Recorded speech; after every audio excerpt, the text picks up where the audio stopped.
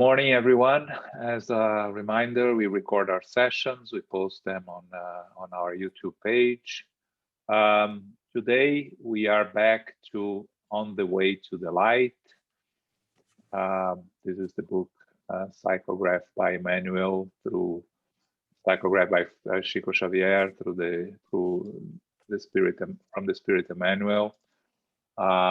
We stopped last month when talking about St. Francis of Assisi, and we said that we didn't want to start. We want to finish on a positive note and not start studying about the Inquisition, because it's a difficult aspect of human history. Now, as a reminder, this is not a history book. This is a book of a spiritual view from their side on the evolution of humankind through history, through the eyes of Emmanuel, with some notes and knowledge that he brings to us from the spiritual world. Sometimes what's written here doesn't match with what historians have produced. But we understand that the view from the spiritual world is a more ample view, a more complete view. Emmanuel, for sure, had more access to the annals of history through his own incarnations that he has told us through the books of Francisco Xavier, also like 2,000 years ago, 50 years later, Renunciation, and Hail Christ, 4 incarnations of Emmanuel. So, we try to bring a little bit of the historical aspects to it, because to put them into context, but we are going to always keep in mind that this is Emmanuel's version of history, okay? I asked Philip to read for us today. Okay, so you can see there, right, Philip, the Inquisition? Yes, the Inquisition. Okay. All the lessons of the good amounted to very little in light of the triumph of evil, because in 1231, the tribunal of the Inquisition was consolidated under Gregory IX. Ironically, at the time, this institution did not directly condemn the supposed guilty to death, a beneficent and comforting punishment when compared to the torture inflicted on anyone who was cast into its dungeons, but it could use every kind of torture imaginable. The repression of the heresies was the pretext of the Church's consolidation in Europe, becoming the punishment and misfortune of the entire world. A healthy period of darkness invaded every area of human activity. The penumbra of the churches was the stage for bitter and sacrilegious scenes. Dreadful crimes were perpetrated at the feet of altars in the name of the one who loves. The one who loves forgiveness and mercy.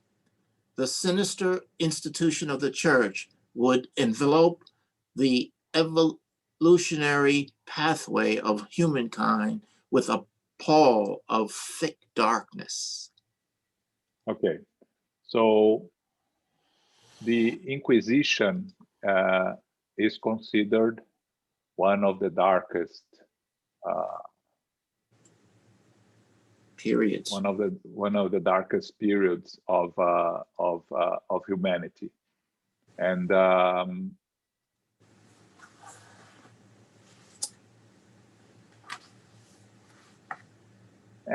let's talk a little bit about what's the Inquisition. The Inquisition originally started as a movement by the Catholic Church. The aim was to combat heresy.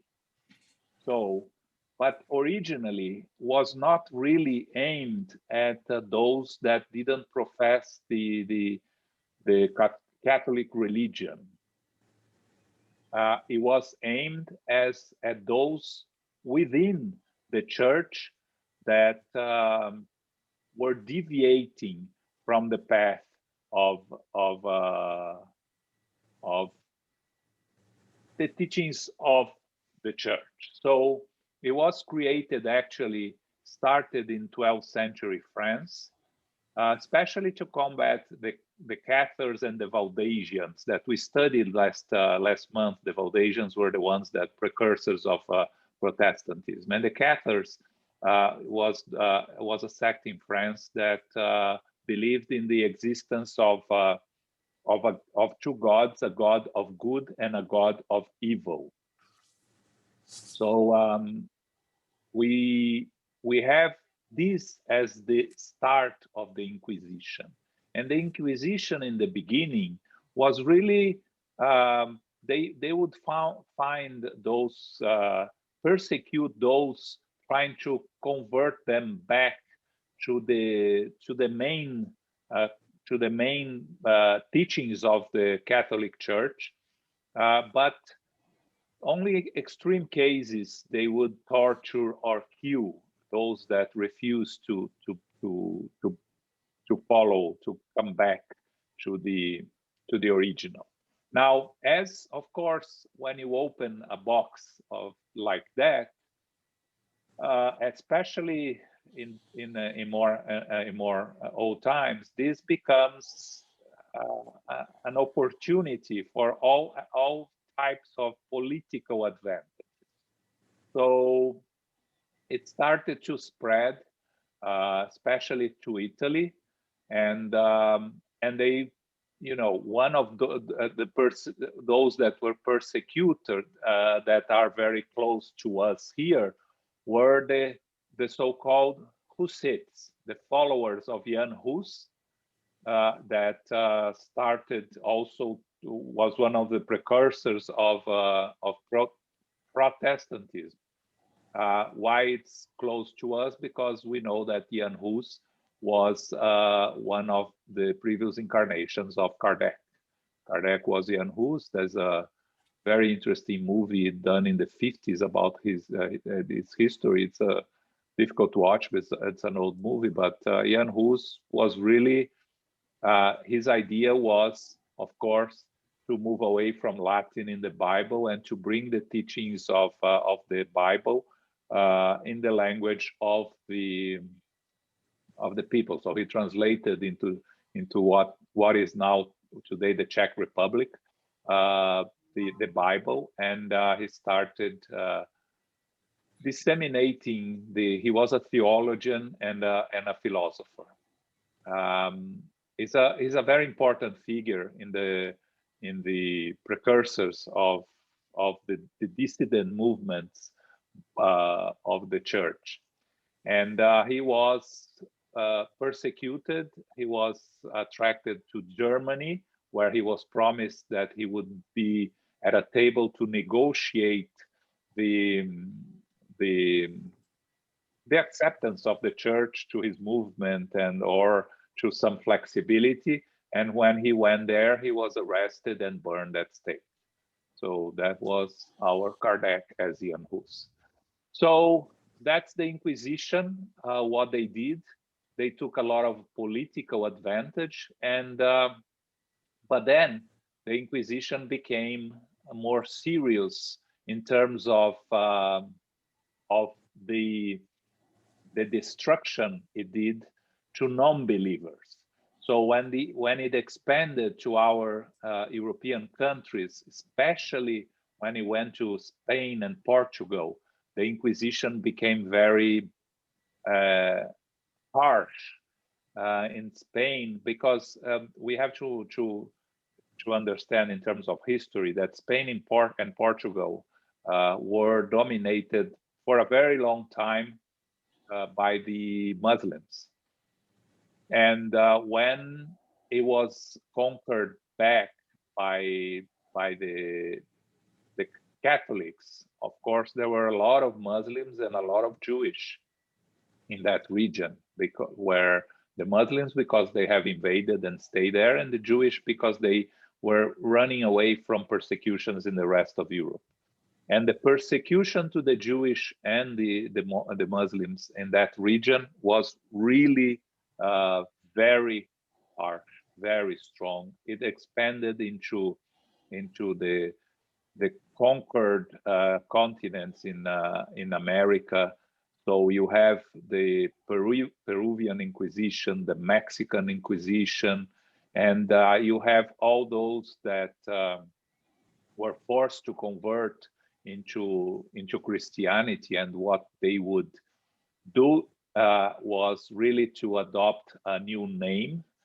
And so you have a lot of surnames in Brazil and in the Portuguese surnames that are names associated with trees and fruits that are new, what they call new Christians or the converts. And of course, they would convert, but many of them would continue practicing their Judaistic traditions. But as the generations went on, they all ended up following the Catholic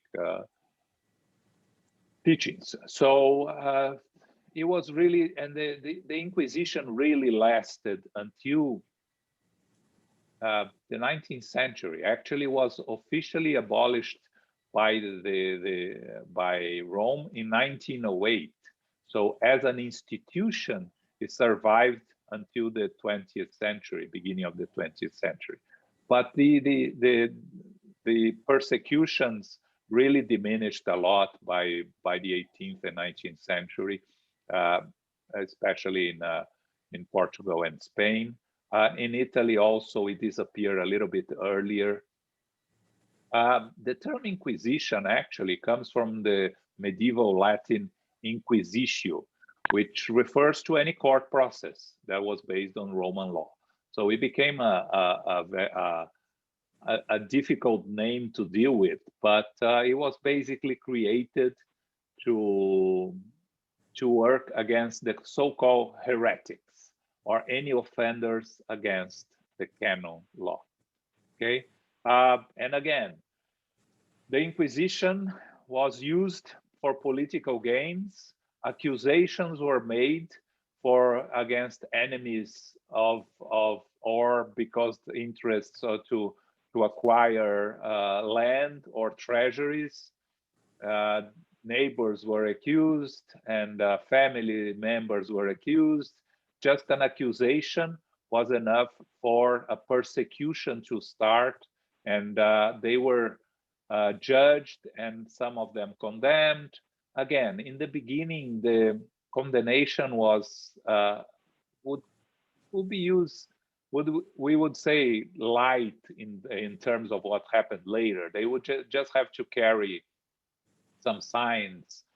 They would have to do some pilgrimage to repent, and only of those that refused to repent would be persecuted more harshly. But as time evolved, it became the torture and the prisons and the burning at stakes. Of course, later witches, the witch trials that we know about in this country was a consequence of Inquisition. Also, they are also inquisitory in that sense. So the ramifications of the Inquisition spread all over Europe and Americas. And for us in Spiritism, we see many spirits that up to this day are still carrying desire of vengeance. They are carrying their guilt. They're carrying their traumas that were caused by the Inquisition in different parts of our existences. So a dark time of humanity, but that started as not as very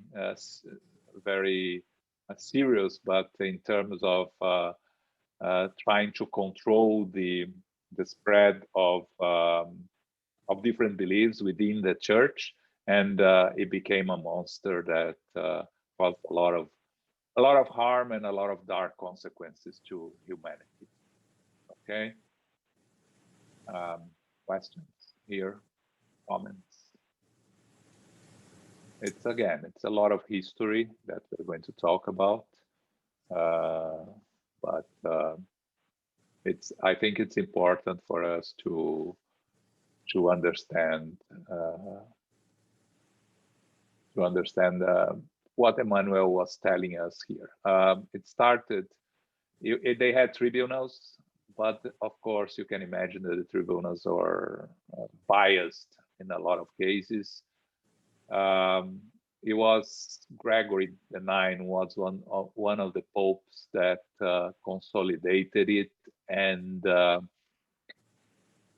if I'm not mistaken, Gregory IX is the one that André Luis tells his history and his rescue from as one of the leaders of the lower zones in the book Liberation.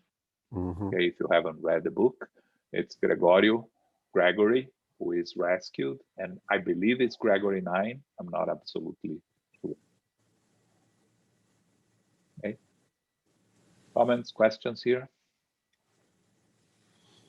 Yeah, I think the only comment is, yes, there's a lot of history, but indeed, the repercussion of these dark times, we still feel it. And perhaps the most devastated consequence of it is an aversion to Jesus, as if Jesus was leader of this movement, which of course has absolutely nothing to do with the real Christianity. But it's still to these days, and we see that in our spirited meetings, and we see that repercussion today in divisions throughout this planet, as a consequence of this dark time in which so much injustice had been committed. So it's not only history, we feel it today. Yeah, and actually, yeah, you reminded me what Divaldo has been saying for some time now, right? That the persecution that is coming from the spiritual world, it's a lot of these that were persecuted, the Jews and the Muslims that were persecuted and forced to convert and killed in the Inquisition. They are the ones that are persecuting Jesus, so to say, with a misguided understanding of what was really that he was not Jesus, that he was, misguided followers of Jesus that used his name to perpetrate a lot of barbaric acts and a lot of destruction in families, in communities, and in beliefs, because we know through spiritism that we cannot force anyone to convert. You can make them fake, make them hide, but nobody converts out of force. You only firm believe, and understanding what we are doing can make us convert to anything, right? Yep.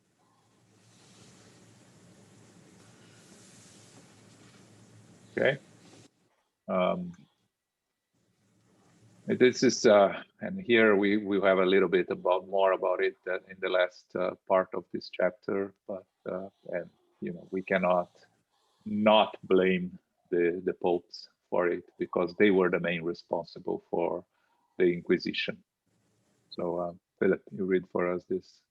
The work of the papacy. There are those who try to justify those many centuries of darkness due to the customs and ideas of the times. But the truth is that human progress could have done without this mechanism of monstrous crimes. Consequently, such awful and dolorous responsibilities added greatly to the Roman debt. The Inquisition was the direct work of the papacy. But each person, like each institution, must settle his or her own accounts with divine justice.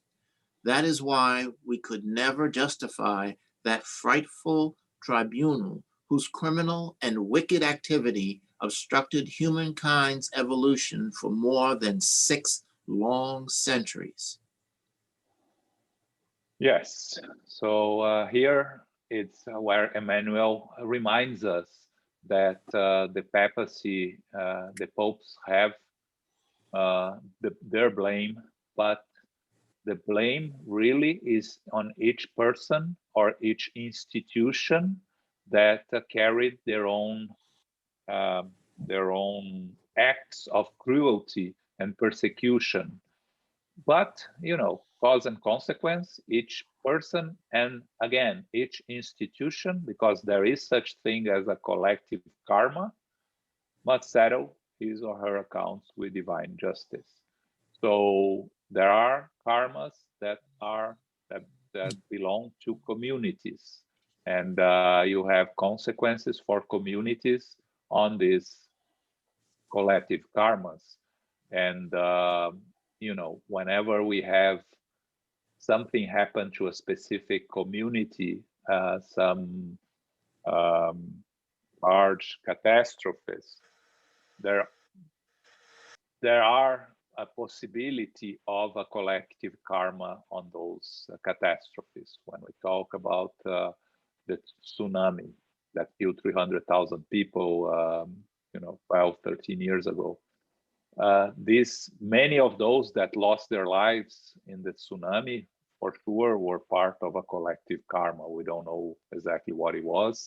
The book by Divaldo talks about it is the planetary transition, which is a very interesting book talking about the rescue from the spiritual side of the victims of this horrible tragedy that we had. But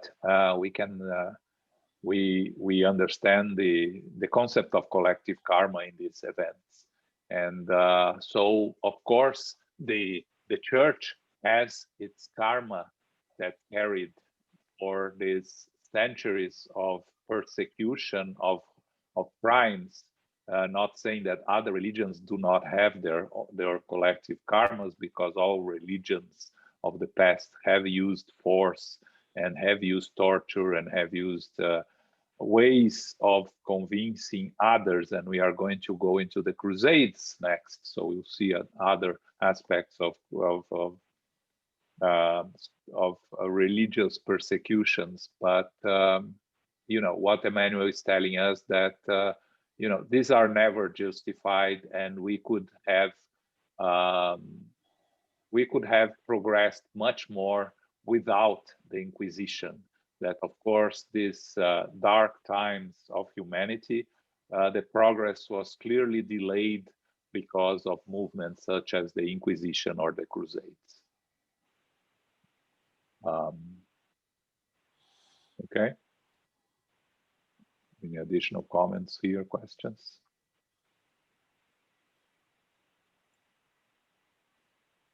Fabio, I know you will have historical knowledge, so if you have anything to add, please feel free to do so. Okay, so now we move on to the Crusades.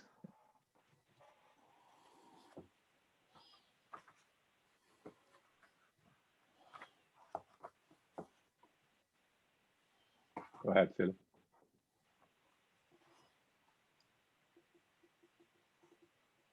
Philip, can hear you. Sorry, I was muted. The Crusades and the end of the medieval era, the first Crusades. In our coverage of the 1100s, the Crusades merit special attention due to the fact that they characterize that time. Ever since Constantine, the holy places of Palestine had taken on considerable importance for Western Europe. Each year, thousands of pilgrims visited the sad landscape of Jerusalem to see the course of Jesus's passion on the vestiges of the apostles' lives. While the Arabs of Baghdad or Egypt controlled the region, the waves of Catholic tourism could safely visit the sacred places. However, 11th century Jerusalem had fallen to the Turks. The Turks no longer tolerated the presence of Christians and threw them out with utmost cruelty. Such measures caused the entire Catholic world of the West to protest, and at the end of the century, the first Crusades were organized in hopes of a victory against the infidels. The first expedition, which departed from the most civilized centers under the leadership of Peter the Hermit, did not even manage to get out of Europe because it was dispersed by the Bulgarians and the Hungarians. However, in 1096, Godfrey of Bouillon and his brothers, along with Tancred of the Syracuse and other leaders, met in Constantinople and set off toward Nicaea with an army of 500,000 men. They took Nicaea, plundered Antioch, and entered Jerusalem with the garlands of victory. They wanted to crown Gregory king, but the Duke of Lower Lorraine seemed to glimpse the luminous figure of the Lord of the world with a crown of thorns on his brow, and considered it sacrilegious to be handed a scepter of gold when Christ himself had held only an ignominious reed in his august and compassionate hands. After much reluctance, Gregory accepted only the title Defender of the Holy Sepulchre. Shortly thereafter, paramilitary religious orders such as the Templars and the Hospitallers were organized. The Turks, however, did not give up. After many battles, they took Edessa, forcing Pope Eugene III to organize the Second Crusade, led by Louis VII of France and Concord III of Germany, Yeah, it was very straightforward. but which had disastrous results. Okay, so Crusades. Crusades were a series of religious wars that were initiated by the church in the medieval times. Now, it's very interesting because Emmanuel describes here very well what was the objective of the Crusades. Actually, the primary objective of the Crusades was to allow Christians to go to Jerusalem. So while Jerusalem, you had free access to Jerusalem to visit the famous passages of Jesus there and the famous places in Jerusalem that remember the Roman Empire was based in what's nowadays Istanbul, what at that time was called Constantinople, which is right in the division between Europe and Asia. And but also France and Germany already started to exist, and even the various communities in Italy, the feudal communities in Italy, that what we know now as Italy, and they all were under religious influence of the papacy in Rome, but also through the influence of the Roman Empire, which was based in Constantinople. So the idea of the Crusade was to free Jerusalem from the domination of the Arabs, whatever Arabs were there at that time. But you know, if you read about the First Crusade, it's very interesting because Pope Urban II, which is the one that organized the First Crusade, he got the military support by from the Byzantine Emperor Alexius I to fight against the Turks, and he got a very popular, enthusiastic response from all over Western Europe, from you know, of the motivation of freeing Jerusalem from the infidels. But as the crusade started, it began to find opposition inside their own members, because for them, imagine, this is 1100. For them, Jerusalem was something very far. Remember, someone born in the Middle Ages, their whole life, they would mostly travel like 50 miles from where they were born, and not more than 50 miles. So they basically lived where they were born, surrounded by those that they knew in the castles on the feudal system. So for them to go to a far land to fight some infidels that they never heard of, because the Arabs were really, they didn't have any presence in that part of Europe, they start asking, question the motivation when they had infidels, the so-called infidels, of course, the Jewish, around them. So why not persecute their own infidels that were around them, instead of going so far to fight infidels for that they don't know, for something that they don't clearly understand the reason.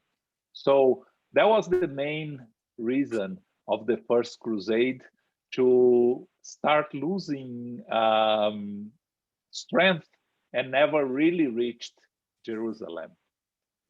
Of course, when we talk about crusades, there are at least 9 crusades that officially are called first, second, third, but there are more than 30 different crusades with different names. And they lasted until the 1500s mainly. You know, the last crusades that we see are in the 1481, organized by the Portuguese, but you still have those organized by Spain. And so in the end, everything is called crusades, but it's expeditions to fight against infidels wherever they were called crusades. So for instance, we'll see later that there were crusades that went to Egypt, North Africa. So the original idea was to free Jerusalem, but in the end, it became every war against those that professed different religions were called crusades. So they did against the Cathars, they did against the Hussites that we mentioned before, they did against the Protestants in the 15th, 16th century, they did against, of course, the Ottoman Empire.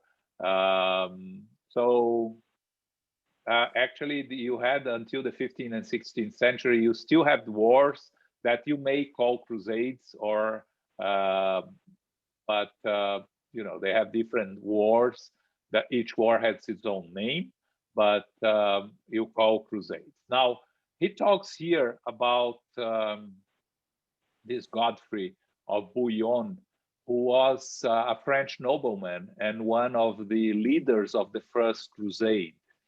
And he was the first ruler of the Kingdom of Jerusalem, because when they managed to get there on a second try, really the so-called First Crusade never reached Jerusalem, but it never completely died down. He went through alliances with the the king of Constantinople at that time, and they went combining themselves and entering into Jerusalem. And Godfrey was interesting because what Emmanuel says here is in the history books, that he refused to accept the title of King of Jerusalem because he didn't want to use the crown, a real crown, when Jesus was crucified with a crown of thorns. So he became, he decided, he asked to be called the defender of the Holy Sepulchre. That's what the title he preferred to use. But he died very early, and then one of his brothers took over as the king of Jerusalem and gladly accept the title of king. So that was what Emmanuel is telling us here when he talks about Godfrey King and what happened there. So of course the Crusades went on and on and on through many centuries, and it's another dark era of the medieval ages and the Dark Ages, because the Crusades were really like the wars of the past. The participants of the Crusades were barbarians. Most of them, they destroyed everything in sight. They stole everything that they could in terms of killing whoever was on their path. Whoever professed any different belief that they did was killed, was set aside.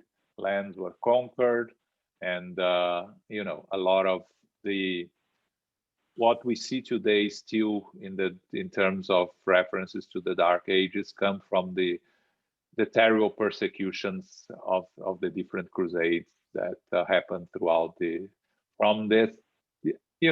Crusades and the Inquisition are side by side on persecutions of the non-believers perpetrated by the church, the Roman Church, with serious consequences for the history of humanity and for all those spirits that lost their lives through these persecutions and that were not able to forgive, to forget, and continue to act and to try to persecute the followers of Jesus up to today. Okay. Any comments here, questions?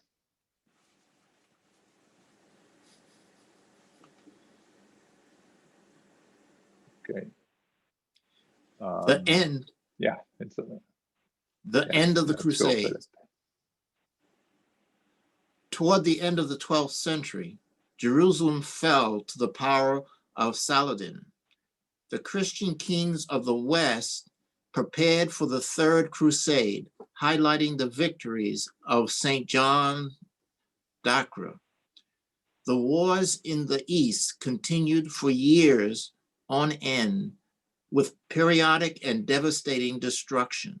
Until then, Palestine had marvelous areas of abundant vegetation.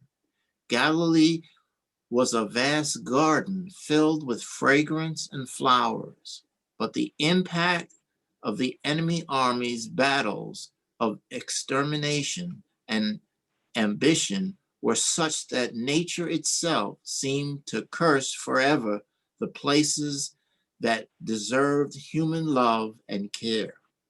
The last Crusades were led by Louis IX, the Holy King of France, who, after taking Damietta, was captured by the enemy.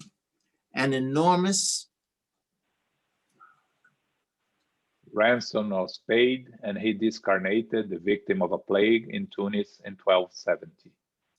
Jesus's messengers, who from all occurrences know how to extract factors for humankind's evolution toward the good, sought to make the most out of these dolorous events. Thus, in spite of their anti-Christian quality, the Crusades brought a few benefits of economic and social order to all the peoples. Their influence was regenerative for Europe because it weakened the tyranny of the feudal lords and renewed the solution of the problems of ownership, causing many isolated skirmishes. Furthermore, they especially intensified the relations of the West and the East, relations that were halted only later due to the fierceness of the Turks and the Mongol invaders. Okay, so here we have some aspects that we need to understand in terms of history. But before saying that, let's talk about this last paragraph here. When you know, in Spiritism we study that we are always progressing. So even in the darkest times and the darkest periods, we are progressing, and the Crusades and the Inquisition and all these dark times, they caused changes that were important also for the progress of humanity. So Emmanuel talks here about the influence was regenerative for Europe because it weakened the tyranny of the feudal lords and renewed the solution of problems of ownership. We studied last month of the feudal era in Europe that goes from the 800s to the 1500s until the Renaissance, which is one of the eras of humanity where we evolved very little. But the Crusades were, in a sense, responsible for contributed to the Renaissance and to the end of the feudal era because of a different aspect. We talked about the Black Plague and being the main responsible for the end of the feudal system, because it killed between half and 2/3 of the population of Western Europe. But we know that the Black Plague was also carried by the soldiers that traveled through the Crusade. So you know, the spread of the plague was done mainly through the soldiers that were traveling, because not very many people traveled at that time. So when I talk about here the end of the 12th century, Jerusalem fell to the power of Saladin. We have to open a paragraph here on Saladin. Saladin was the first sultan of Egypt and Syria and founder of the Ayyubid dynasty. He led the Muslim military campaign against the Crusader states. And the height of his power, his sultanate, was Egypt, Syria, Jazeera, Western Arabia, Yemen, and parts of Western North Africa. And why we want to talk about Saladin? Because him, combined with the Pope that we're going to see later here, that sorry, here. Actually, it is not mentioned here. I'm going to mention Urban the third. Yes, were present in our recent history, according to Divaldus. Divaldus' testimony. Saladin was in very recent times Osama bin Laden, and Urban the Third was reincarnated as our former president, George W. Bush. So that's the fight that they continue since that time to nowadays. Again, according to Divaldo. So you see how. Can you just repeat how that? Yes. That Saladin, Osama bin Laden, was the latest reincarnation of Saladin, and George W. Bush was the latest reincarnation of Urban. One of the popes, I believe, was Urban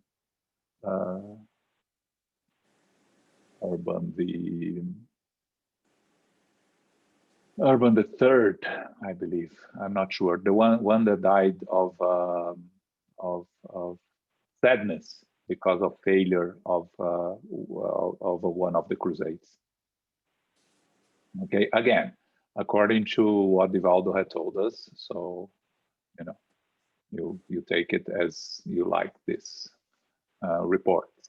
But the Third Crusade was the one that went to try to defeat Saladin and his army, and they ended up in some sort of agreement with him. Acre was a very important place that was conquered, and I couldn't find any references to St. John's of Acre, but I found some references to Acre and the importance of Acre in the Crusades and in this Third Crusade, when the conquer of Acre was what allowed them to reach Jerusalem and to dominate Jerusalem in that specific crusade. Again, it was back and forth throughout many fights. So, and depending on who was dominating what, the fights and different allies, and you had different enemies. They talk here in the end, Emmanuel talks here in the end about the Turks and the Mongols, and that they were very fierce, and the agreement with those could not be reached.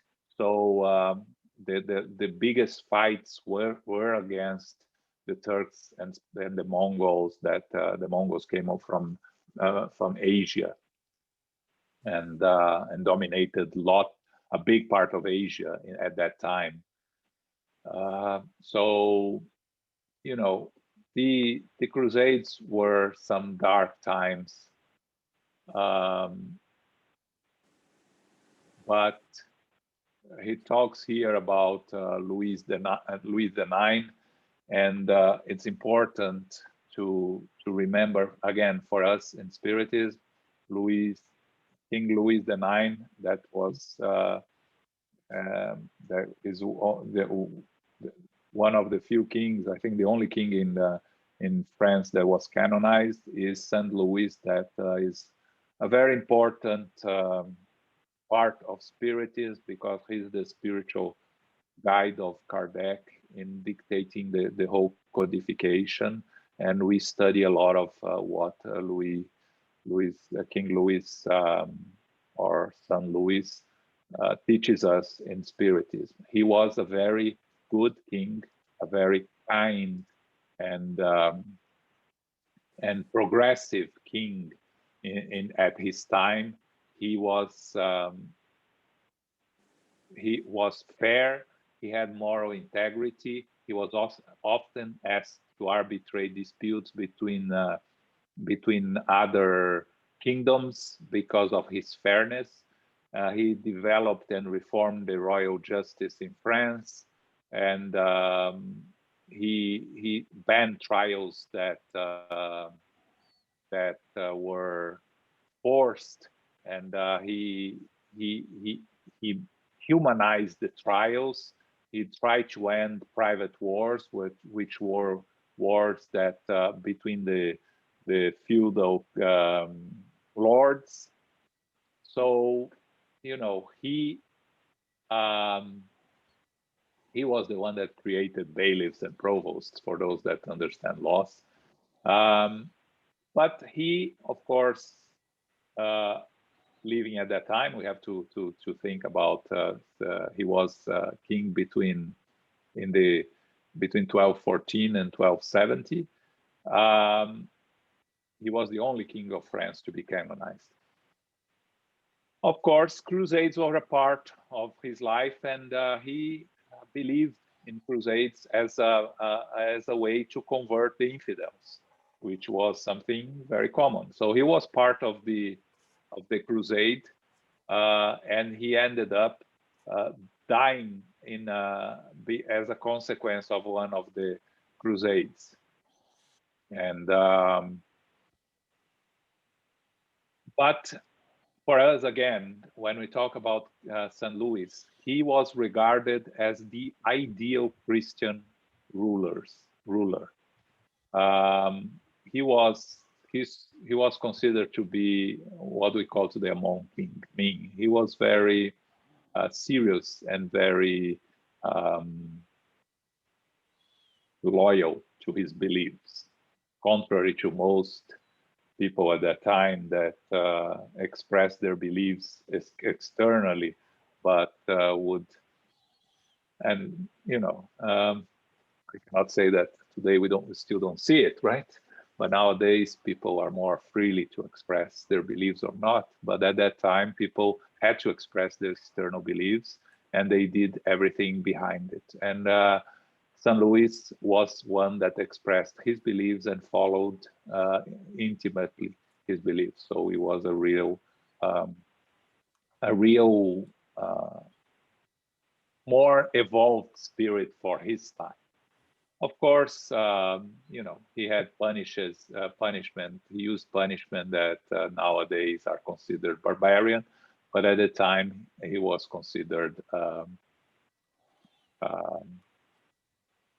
noble ruler.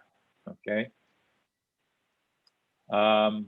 Emmanuel talks here about how Palestine was devastated in terms of nature by all the battles.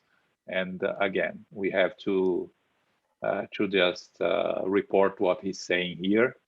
Of course, if we are going to study in terms of human sciences, we will have to address it in terms of weather changes and things like that. But we know that nothing happens without God's direction and the direction of the superior spirits.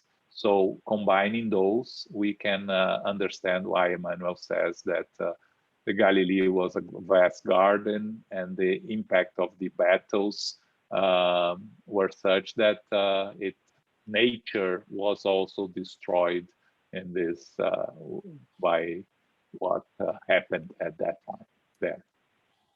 Okay, and stop here if someone has any questions, comments. A lot of information here, a lot of historical information, but we try to relate a little bit of what we know in Spiritism and what's important for us as Spiritists. What are the lessons we have to take from all this? Is that on a lot of the things that still happen today, a lot of the fights that we still have, a lot of the hatred amongst religions is based on our past, on our actions in our past, and a lot of those that are traumatized by religions nowadays and have many problems with religion can trace their origins to this period of time in humanity. And I know I am an example of those, all my difficulties with the religious aspect and with the religions dates back from my time at the Crusades, according to my dear wife. So, many of us that have problems with religions can trace the origins to that time at the Crusades and the Inquisition. Luis, you have a question, comment? Do you have very interesting what you have mentioned regarding Divaldo and those reincarnations? Is that part of a book? Nothing written. Oh, too bad. Nothing written. Verbal, yes. And that's not something that should be written anyway. Yeah. It's not going to be written. this information is not something that is going to be out there. Divaldo, also talking about Divaldo, he's launching a new book by Manuel Filomeno de Miranda, for those that can read Portuguese, and that talks about the pandemic. All right, it's the spiritual view on the pandemic from Manuel Filomeno de Miranda, who is, if we compare, normally I say that Manuel Filomeno de Miranda is the André Luiz of Divaldo, because he talks about life in the spiritual world and the influence of spiritual world in our present lives. Joana de Angelis is the psychological aspect much more.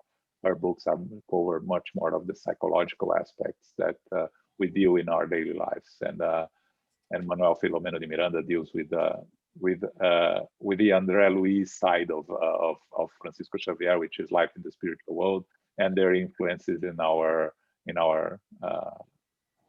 present life. So I think the book comes out next week. It's already available for sale, or you can buy it on Kindle also. So remember that you are always helping Mansão do Caminho, Dimension of the Way, which is the beautiful institution that Divaldo has in Bahia. Okay, look for it. Do you know the title? I forgot it. I'll see if I can remember. But it's, I saw the video presenting the book, but of course I forgot the title. But you see, it's not difficult to find. The latest book by Divaldo. Okay. Shall we continue? Any other comments, questions? No one else has any questions? Yes, please. The efforts of Christ's emissaries. In the infinite, the emissaries of the Divine Master met in numerous assemblies under the aegis of his merciful thought and organized new endeavors for the overall evolution of all peoples of the planet.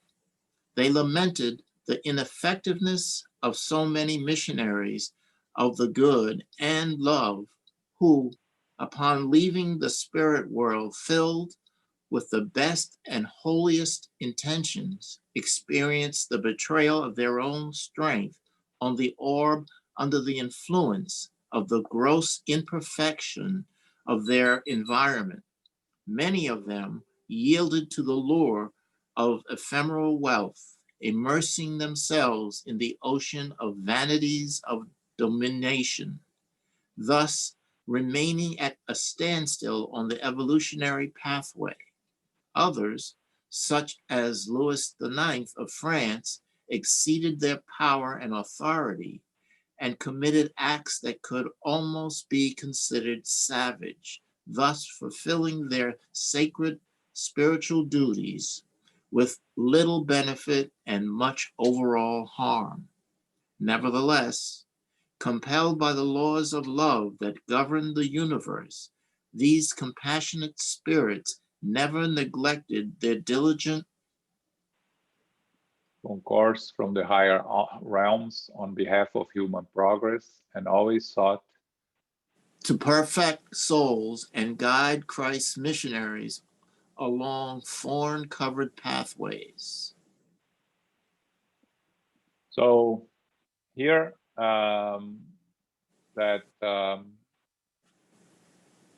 here in this passage, Emmanuel talks about there is no history here to talk about. It's just Emmanuel talking about the work done in the spiritual world in assisting and sending missionaries to help the progress of humankind. That numerous assemblies under the edges of his merciful thought. So assemblies that happen in the spiritual world that plan how to better help and assist the overall evolution of all peoples in the planet. What can we talk about these assemblies? These are meetings of high evolved spirits that work under the guidance of our Master Jesus, that are responsible for the different aspects, different paths of evolution in countries and regions of the world. So we mentioned here in the past that each country has its spiritual guide, and we know that France has St. Louis as the responsible for it. We know that Brazil is Ismail, and I already been asked what was the US, and I don't know the answer. But we know that Benjamin Franklin and Abraham Lincoln are two of the spiritual guides of this nation that takes care of the evolution of this country here. But these spirits, they meet in the spiritual world. We know that spirits in the spiritual world are always working, always active, and they have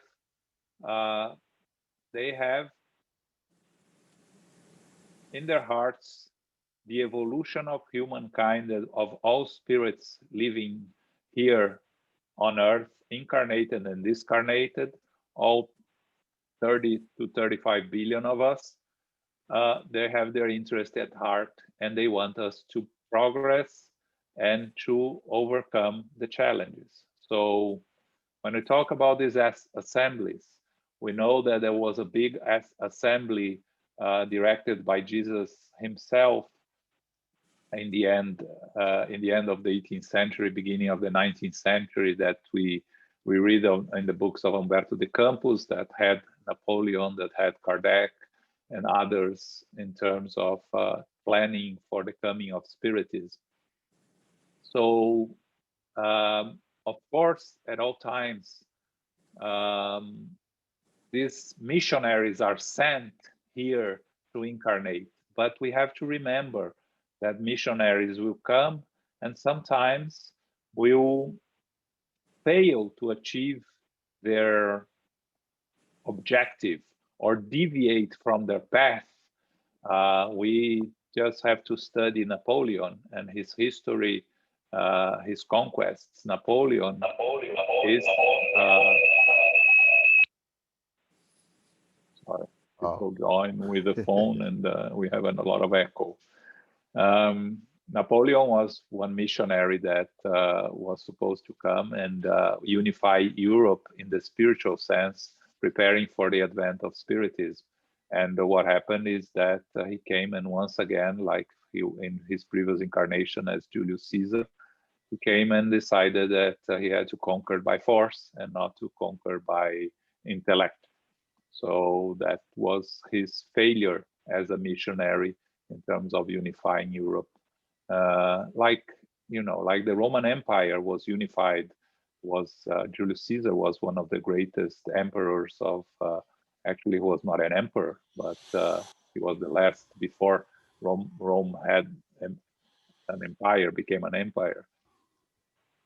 So all these missionaries that come with their tasks here, and I'm sure Emmanuel talks a little bit about Louis IX here and the abuse of power that he did when he was the king. But they come and they achieve some progress. Even if with all the criticism that you can have of Napoleon, he achieved a lot of progress, and he changed things in Europe, and he was responsible for the progress, for many of the progress that Europe achieved later. Even by being defeated by the English, the Industrial Revolution in England. Part of the reasons for the Industrial Revolution was the war with Napoleon and the necessity of discovering new ways of more efficient fight with Napoleon. So, but this is much later, and we'll come with this on this book much later. But talking about the assemblies in the spiritual world, it's important to remember that they always exist. They continue to exist. The way it works is that these more evolved spirits will decide who are the missionaries that are going to come to a new incarnation, to a reincarnation here, and to carry the path of progress for humanity. So we have those unnamed missionaries amongst us all the time. We barely register their work, but they are living amongst us, and we know few, and we know, the Mother Teresa's of this world, but there are many more that come and do their work without any position of authority. They do their work in silence, hidden from the headlines, but they help humanity evolve and help us all find a better place for this world. So, their work never stops, and the higher realms are always working on behalf of human progress. Okay. Any comments, questions here on this part?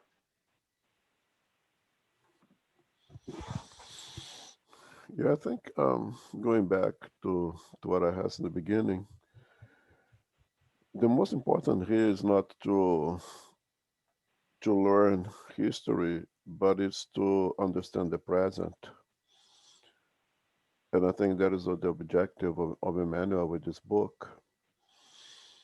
And especially for nowadays, this very critical time in our life right now, to use those informations and see the consequences of radical ideologies when you follow extremes too far from the left or too far to the right as well. And you see that the consequences, they linger, and they linger to centuries and centuries and centuries, as we are today living very direct consequences of all those mistakes that we had made in the past. And we see here that when they started as a little thing with a small objective, and the radicals bring this to extremes and make it a much, much bigger thing than it was in the original supposed to be. So I think you need to reflect when you read about the Crusades, about those terrible exercise of power, of pseudo judgments upon other people, that the consequences may be very drastic. And if we see those movements starting today again with those radical behaviors, we need to be alert, we need to be smart, and we need to combat with intelligence, of course, against this extremists movement. Again, too far to the right, too far to the left. I'm not taking sides. Yes, a very important point, Elmo. Yes, because there are consequences. Everything that we do have consequences, and we are part of this planet, and we are still going to come back here many times. And if we want to find a better place for ourselves when we come back, and for a better place for our loved ones, we have to do our part. And to do our part is to be active, proactive in terms of finding the path of the middle, the right path that doesn't create serious consequences for all of us and for those that those that are around us here. Very good point, Elmo. Okay. Go ahead, Philip. Intellectual poverty. Intellectual poverty. In the 13th century, the royal system of government was finally installed, with the strongest expressions of feudalism coming to an end. Each region in Europe was attempting to string together all the elements necessary for organizing its political unity, but actually, the scant resources for education did not allow for a more advanced intellectual existence. The states that were beginning to take shape were organized in the shadow of the church, which had no interest in increasing the extent of individual education because it was afraid of interpretations that were contrary to its own. Parchment cost a veritable fortune, and books were extremely hard to come by. Until the 12th century, schools were limited to the monasteries, where monks busied themselves copying ancient manuscripts for posterity. Science, whose ascensional line starts in curiosity or doubt, as well as philosophy, which addresses the highest spiritual matters, was completely enslaved to theology and the absolute Lord of all human activities. Theology held the power of life and death over individuals due to the absurd rights of the tribunal of the Inquisition, even after the 13th century, when under the inspiration from the higher realms, important universities such as those of Paris and Bologna, which served as a model for Oxford, Coimbra, and Salamanca, had already been founded. So let's talk here a little bit about the intellectual evolvement of humankind. We know that the two wings of evolution are the moral and the intellectual. And throughout this time of the Inquisition and the Crusades, the intellectual knowledge was completely controlled by the church.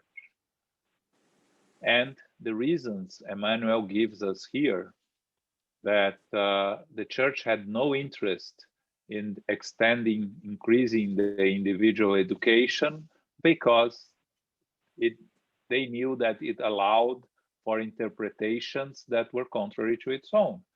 The church lived by their dogmas. And dogmas are impositions that you have to accept, that are imposed on us. They are what they are.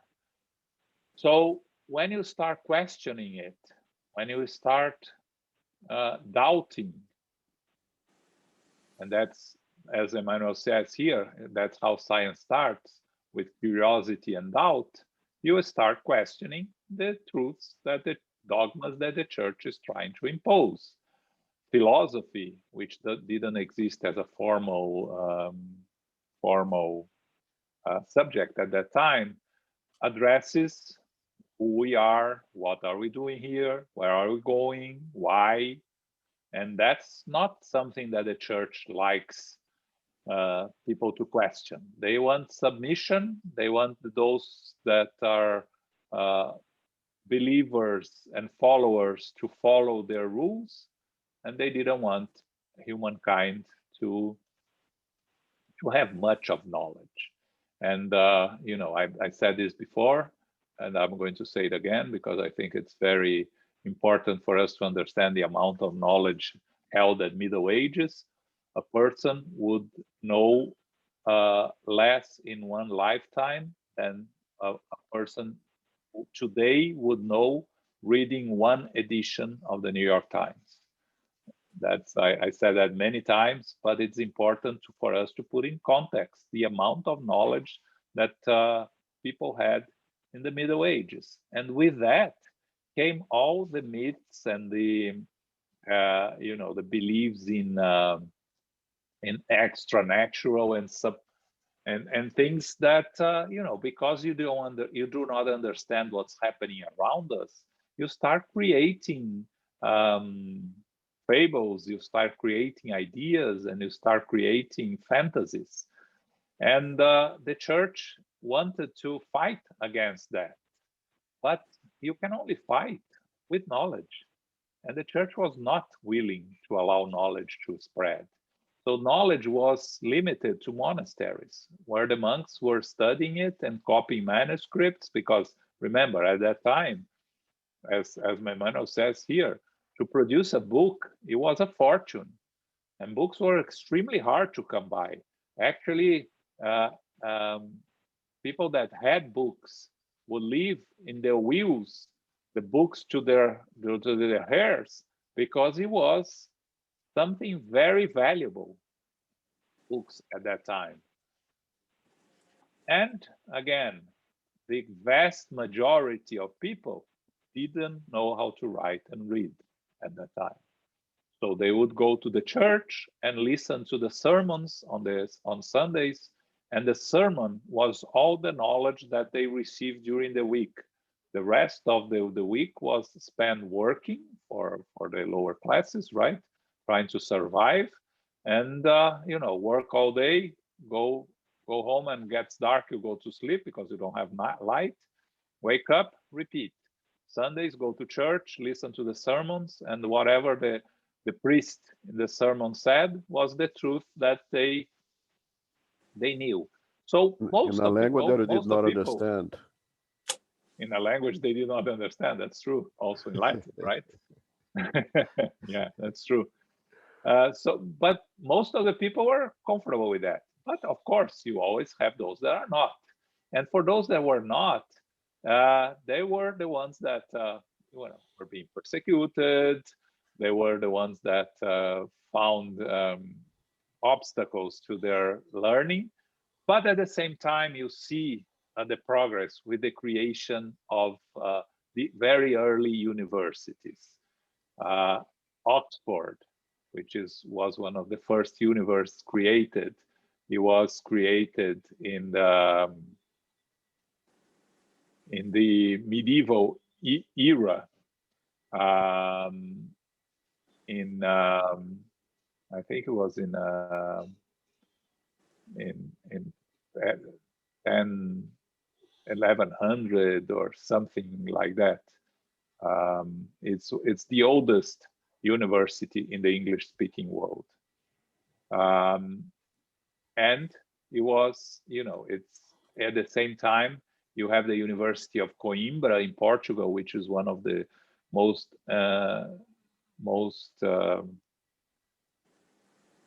one of the ancient universities, and responsible for all the progress of the Portuguese people that led to the discovery of Americas. And Salamanca, the university in Spain, that also was one of the most responsible for the most progress that Spain achieved.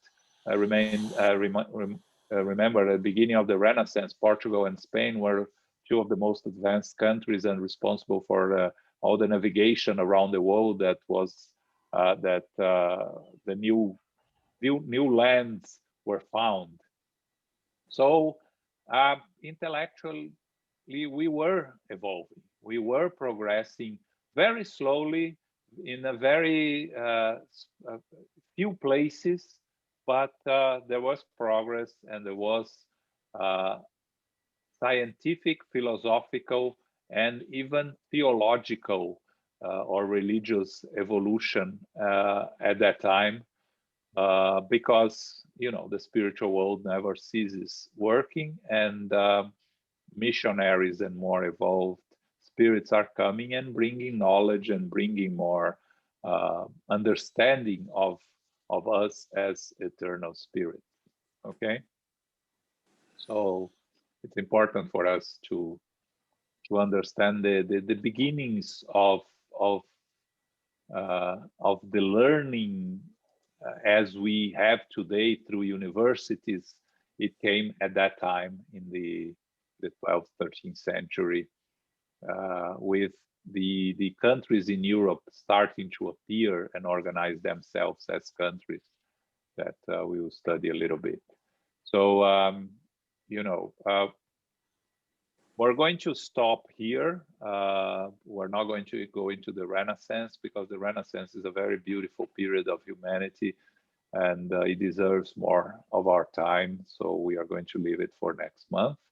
But we still have like a little less than 10 minutes if anyone has any additional comment, question.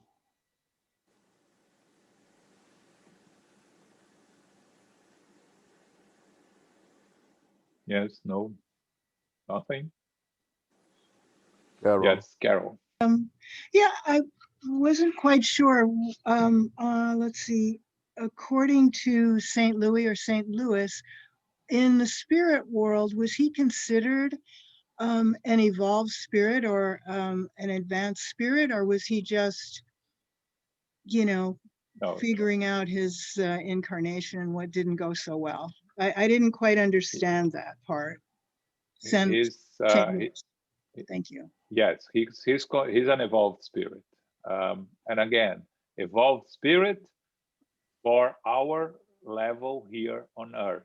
That's very important, right? Like Emmanuel is an evolved spirit. It's not a perfect or perfected spirit like Jesus Christ. It's just an evolved spirit and responsible. You cannot be responsible for a whole country and not be an evolved spirit, right? You have to be one of the spirits that works directly with Jesus, the governor of the planet. Each country has its own spirit responsible for it, and many others, of course. But you cannot not be an evolved spirit and be responsible for a whole country like King Louis. So his shortcomings when this is 1,000 years ago, right? As a king, you are talking about 1,000 years ago. He was already an evolved spirit compared to those living around him. And with the progress, because our spiritual progress, it goes, as you progress more, it goes faster. The difficulty of our spiritual progress is at our stage where we are struggling to overcome the imperfections, vanity, pride, selfishness. Once you are able to overcome these imperfections and overcome, meaning you are actively fighting against them in your progress, the progress starts to go faster. We move upward much faster. And you can see André Luis, his evolution in the spiritual world, how fast he was, considering the first book to the last book. So you can imagine that Louis, when he was king, he was already a more evolved spirit than compared to those around him. But from there to when he became the responsible for France as a country, which was later, he progressed a lot. He evolved as a spirit a lot. So the fact that he's in a spirit working directly with Jesus doesn't mean he's a perfect spirit, but definitely a much more evolved spirit than we are. And you see the story of the apostles, right? You see the apostles and their struggles at the time of Jesus, the figures that surrounded Jesus. And again, I'm going to recommend for those that missed yesterday's presentation of the United States Spiritist Federation, I highly recommend that you go back and watch it. The historical figures at the time of Christ, they talk about Peter, they talk about Joanna de Cusa, which is Joanna de Angelis, they talk about Mary Magdalene, they talk about Luke, and they talk about Paul of Tarsus. And it's important for us to understand their limitations at that time and their progress as spiritual spirits evolving. Very beautiful discussion. So, of course, these spirits, not yet perfect spirits, are evolving. And nowadays, St. Louis, at the time of Spiritism, you see already his evolution as a spirit by the teachings that he gives to us. But that's 1,000 years later, almost, since he was the king, right? So you can progress a lot in 1,000 years, or you can progress very little, as we see still with those that are still struggling with the persecutions and the vengeance, the desires that they have from that time. John, so Louis IX is also known as Saint Louis. Is that correct? Yes. Oh, Yes. okay. Thank you. Yes, That yes. helps. Okay, gotcha. Yes, Thank he you. was canonized and Canonized. became St. Okay. Louis. Yes, Okay, cool. yes.